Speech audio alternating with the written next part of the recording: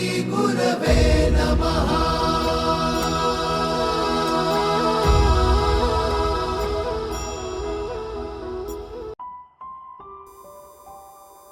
माझ्या मनातलं एक पान. सर डॉक्टर मो. स. गोसावी. माझ्या मनातलं एक पान. भूतकाळाचं सिंहावलोकन करताना अनेक उन्हाळे पावसाळ्यांचा हिशोब मनात उभा राहू लागलाय. ईश्वराने त्याला हवं ते काम माझ्याकडून करवून घेतलं आणि त्याची इच्छा म्हणून मी ते करत राहिलो. राग लोभांच्या पलीकडे आपल्याला जाता आलं पाहिजे हा संस्कार माझ्या मनावर ज्या माता पिता आणि गुरूंनी केला त्यांचंही स्मरण आज मला होतंय.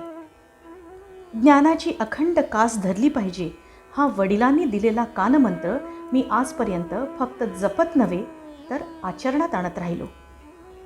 एकाहून एक सरस अशा संधी माझ्या वाट्याला आल्या आणि गुरुकृपेने त्या संधीचं सोनच झालं.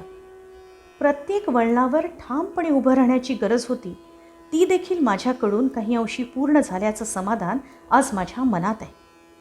मित्रपरिवार, नातलग आणि माझी पुढची पिढी सगळेजण या प्रवासात माझ्याबरोबर होते आणि आहेत. कामाच्या जबाबदारीमुळे, विस्तारामुळे या सगळ्यांकडे दुर्लक्ष होता कामा नये हे मी माझ्या मनाशी नक्की केलं होतं. त्यामुळे घरातल्या अगदी छोट्यातल्या छोट्या कार्यक्रमाला सुद्धा आपण हजेरी लावलीच पाहिजे हे मी माझ्या व्यक्तिगत जीवनात कायमच सांभाळलं. ज्या भावनिक धाग्याने आपण बांधले गेलेलो आहोत तो धागा जपलाच पाहिजे ही माझी त्या पाठीमागची भूमिका राहिली. नातवंडांना त्यांच्या अगदी वर्गीय चाचण्यांना सुद्धा शुभेच्छा देणं मला महत्त्वाचंच वाटत होतं.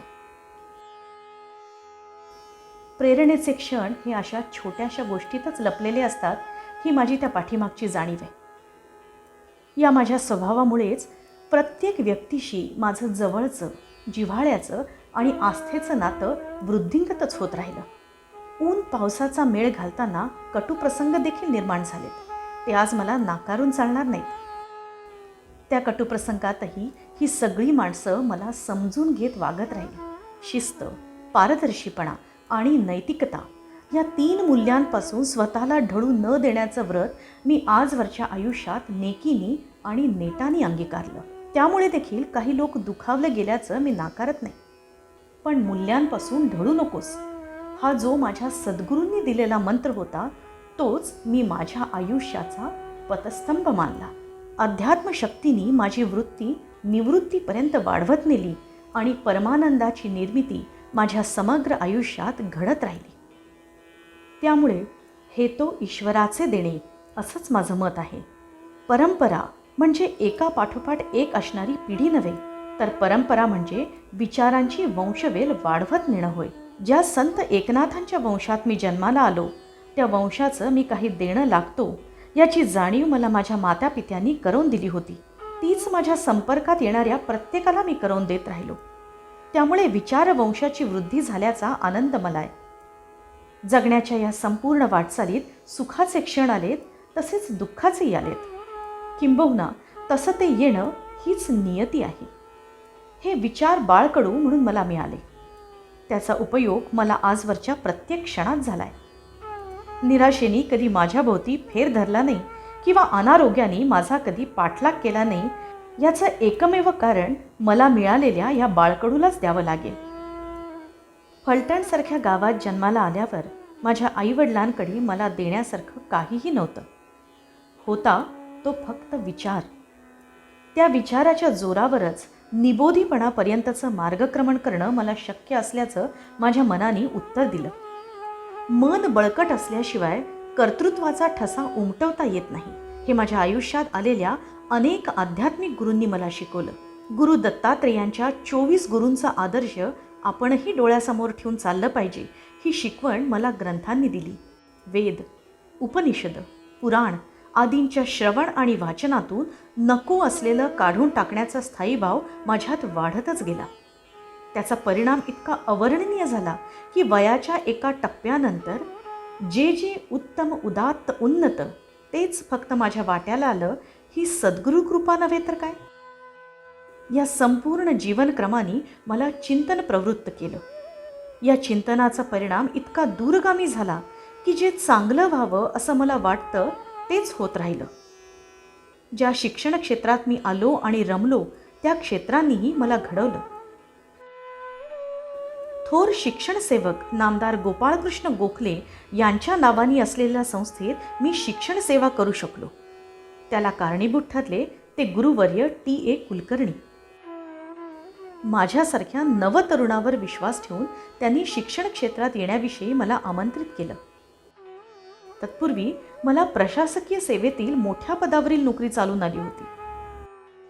पण माझे वडील म्हणाले की या क्षेत्राला अनेक लोक मिळतील, मात्र तुझ्यासारख्या शिक्षणप्रेमी युवकांनी शिक्षण क्षेत्रातच जायला हवं. तिथे प्रतिभावान व्यक्तींचा कायमच तुटवडा राहत आलाय. त्यामुळे तू शिक्षण क्षेत्रातच जा.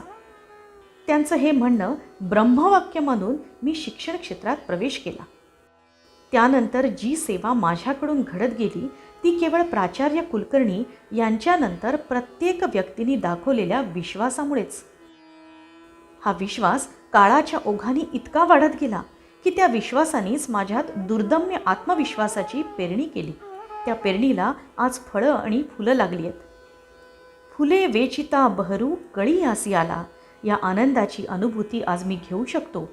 ती केवळ अभ्यास, विचार, चिंतन, मनन, श्रवण, विश्वास, आत्मविश्वास आणि सद्गुरू कृपा या माझ्यासाठी मी ठरवून घेतलेल्या अष्टसात्विक भावांमुळे. प्रत्येक क्षणाला या सगळ्या भावनांचं उद्दीपन माझ्या ठिकाणी होत राहिलं.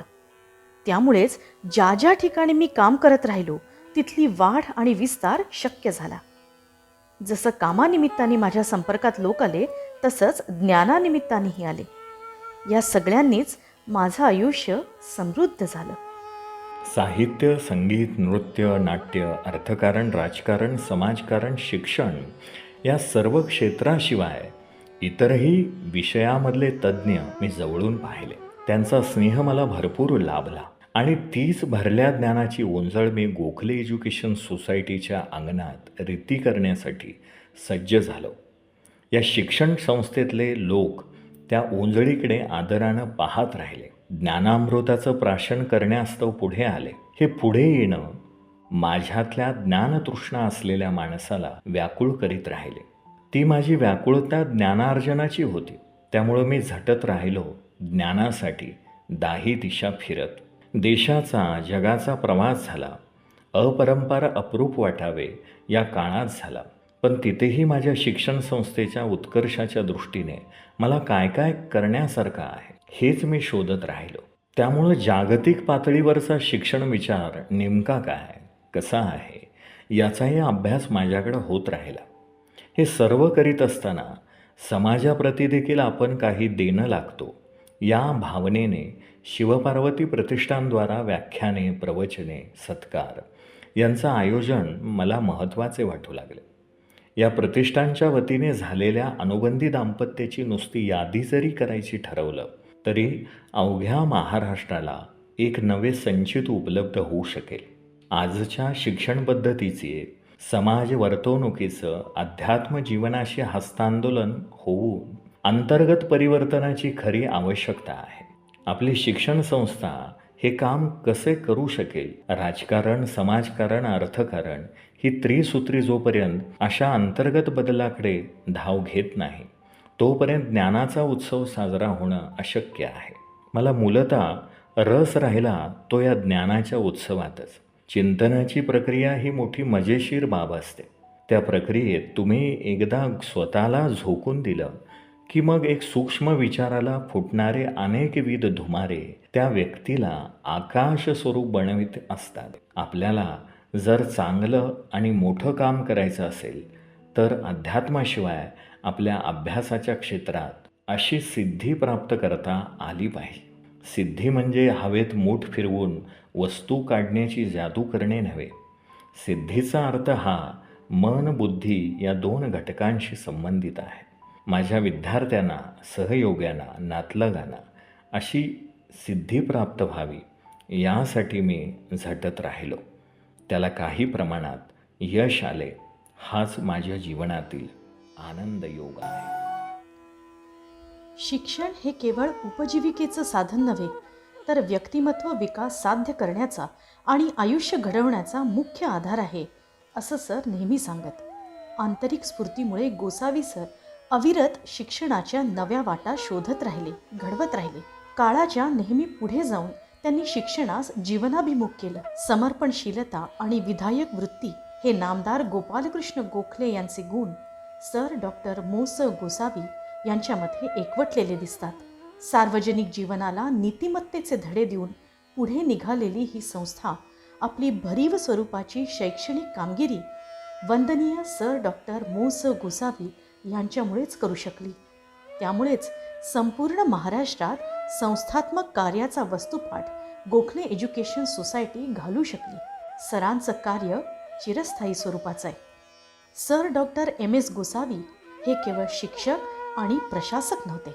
ते एक सामाजिक अभियंता, जिज्ञासू संशोधक, सर्जनशील विचारवंत, सहयोगी, पिढी घडवणारे तत्ववेत्ते, शिक्षणातील नाविन्यपूर्णतेचे उपासक आणि अध्यापन व्यवसायाच्या गतिमानतेचे उत्प्रेरक होते.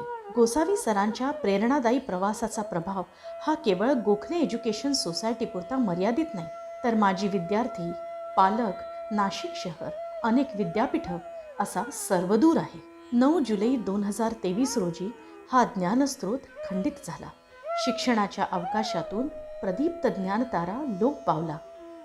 गोखले एज्युकेशन सोसायटीमध्ये आदर्श प्रशासन ज्यांनी रुजवलं ते गोसावी सर आता आपल्यात नाहीत हे सत्यच मान्य करणं कठीण झालंय. त्यांच्या उत्तुंग व्यक्तिमत्वामुळे संस्थेचा आलेख हा नेहमी चढता राहिला आणि म्हणूनच त्यांच्या जाण्याने संस्थेतली प्रत्येक व्यक्ती मनापासून हळहळली. गोसावी सरांच्या जाण्याने कधीही न भरून येणारी पोकळी निर्माण झाली आहे. मात्र सरांनी घालून दिलेल्या वस्तुपाठाप्रमाणे त्यांच्या मार्गदर्शक तत्वांवर संस्था चालण्याचा प्रयत्न करते. त्यांनी दाखवलेल्या दिशेलाच संस्थेची वाटचाल होत राहील. 9 जुलै 2024 म्हणजे गोसावी सरांचा प्रथम स्मृतिदिन. आदरणीय सर डॉक्टर मो. स. गोसावी हे आशीर्वादरूपी कायमच आपल्या बरोबर असतील.